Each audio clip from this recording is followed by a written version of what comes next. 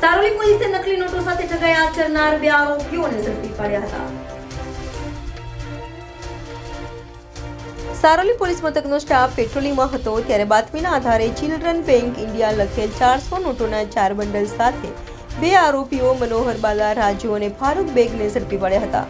અને તેઓની પૂછપરછ કરતા આરોપીઓએ જણાવ્યું હતું કે 500ના દરની નોટોના બંડલમાં પહેલી અને છેલ્લી અસલી નોટ તથા વચ્ચે મનોરંજન બેંક અને ચિલ્ડ્રન બેંક ઇન્ડિયા લખેલ કૂપન નોટો મૂકી ઠગાઈ આચરતા હતા।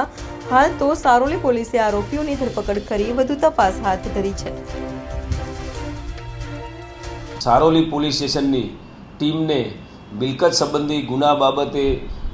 છેતરપિંડી કરતા વ્યક્તિની ધરપકડ કરી અને મિલકત સંબંધી ગુના બાબતે સારી સફળતા પ્રાપ્ત થયેલ છે। સમગ્ર ઘટનાની હકીકત જોતાં આ કામના આરોપીઓએ આગામી દિવાળીનો તહેવાર આવતો હોય અને માર્કેટ વિસ્તારમાં તેમજ બેન્કોમાં લોકો પૈસાની લેતી દેતી માટે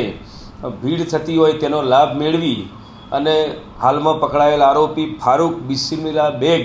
કે જે મૂળ મહારાષ્ટ્રના જલગાંવ જિલ્લાનો વતની છે અને તે કુલ 8 બંડલ કે જેમાં ઉપર નીચે 500ના દરની સાચી ભારતીય ચલણની નોટ અને વચ્ચેના ભાગમાં પોતે ચિલ્ડ્રન બેંક ઓફ ઇન્ડિયા અને મનોરંજન બેંક એવું લખેલ કૂપન નોટો વચ્ચેના ભાગમાં રાખી અને રિઝર્વ બેંક ઓફ ઇન્ડિયાના પેક મનીની જે નોટો મળતી હોય છે એ પ્રકારની બનાવટ કરી અને આગામી દિવાળીના તહેવાર નિમિત્તે અન્ય આરોપી મનોહર અકલા બાલા રાજુ કે જે મૂળ એલ્લુર આંધ્રપ્રદેશ રાજ્યનો છે તેની સાથે મળી અને લોકો સાથે છેતરપિંડી કરી અને 100 રૂપિયા અને 200 રૂપિયાના દરની પબ્લિક જોડે